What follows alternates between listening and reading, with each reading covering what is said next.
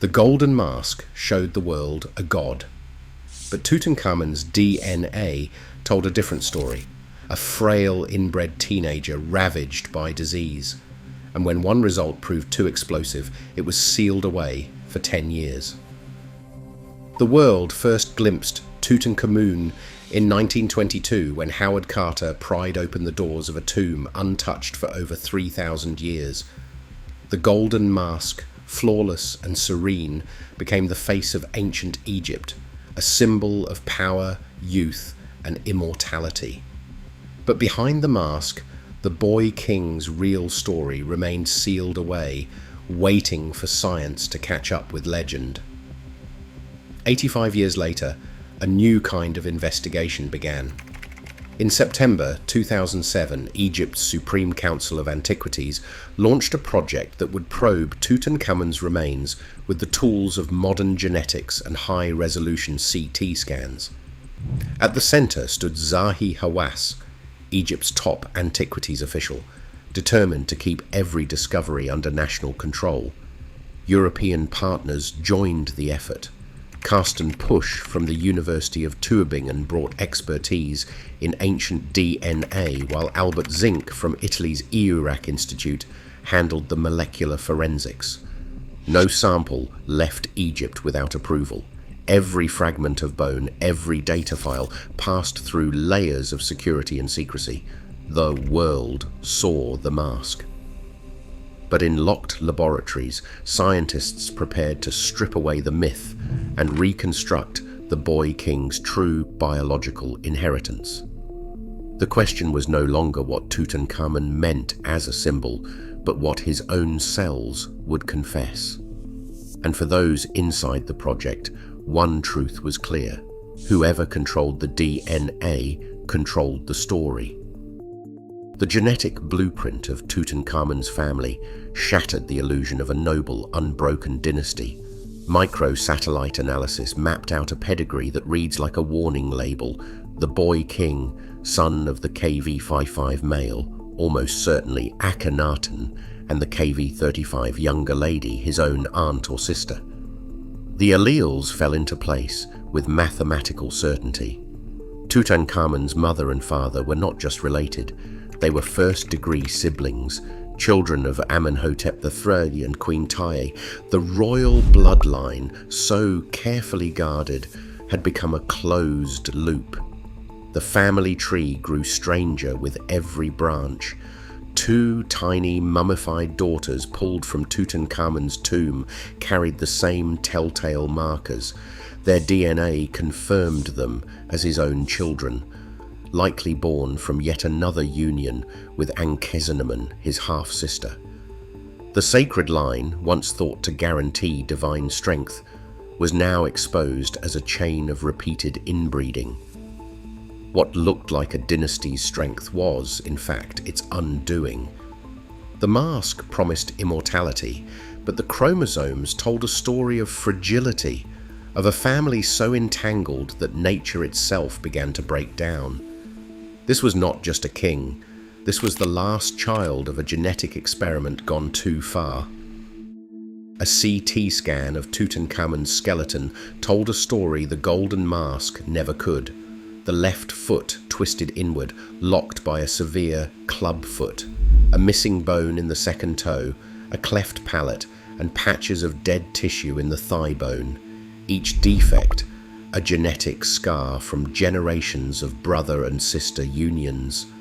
His spine curved, his walk uneven.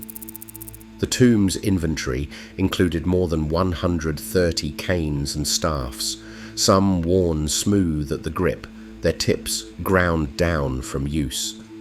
These were not royal props. They were necessities for a teenager who could barely stand without help. Lab results uncovered another blow. Fragments of Plasmodium falciparum DNA were found inside his bones. Malaria, confirmed by polymerase chain reaction, had invaded his blood more than once. Combined with fragile bones and chronic pain, the disease would have left him weak, feverish, and vulnerable. The image of a robust young pharaoh dissolved. In its place stands a frail, limping boy, trapped by the ambitions of his ancestors and the limits of his own failing body. The official JAMA report sidestepped one detail: the Y chromosome. In the published tables, the paternal markers simply vanished, replaced by a wall of technical language and a footnote about insufficient resolution. But the data was not lost. During a Discovery Channel documentary, a single screen flashed, just long enough for viewers to glimpse a row of numbers. eGenea, a Swiss genealogy firm, seized the moment. They decoded the numbers and declared Tutankhamun's paternal haplogroup as R1b2, a lineage that dominates Western Europe today. Headlines exploded. Egypt's authorities pushed back, refusing to release the raw files. For 10 years, this result sat in a drawer in Cairo. The question lingered: why hide a king's ancestry? For 10 years, this result sat in a drawer in Cairo. Scientists argued, officials deflected, and the world was left with rumors. Until 2020, when a new study broke the silence. Using high coverage sequencing, researchers finally published what had been hidden. Tutankhamun's Y chromosome matched haplogroup R1b, the same lineage that dominates Western Europe today. The data came with more than 30-fold mitochondrial coverage, confirming every detail down to the last base. One researcher later recalled, "When they opened the haplogroup data, the room went silent.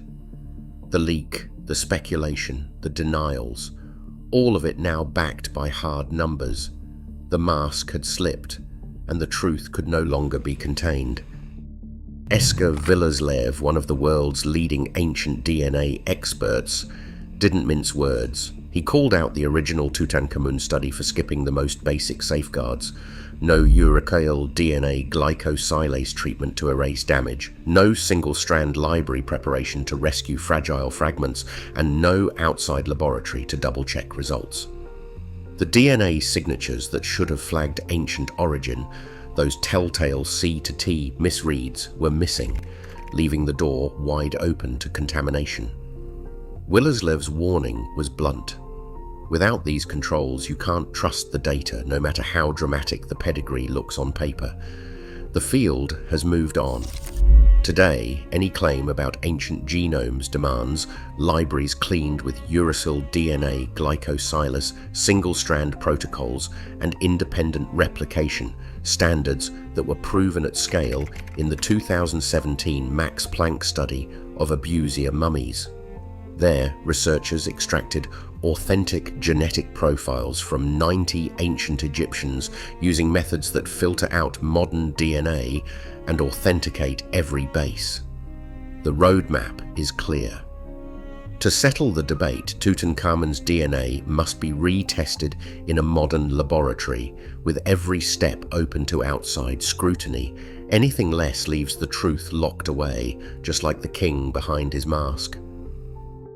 Today, the mask still dazzles in glass, but behind it, the genetic facts remain, sealed, contested, and unresolved.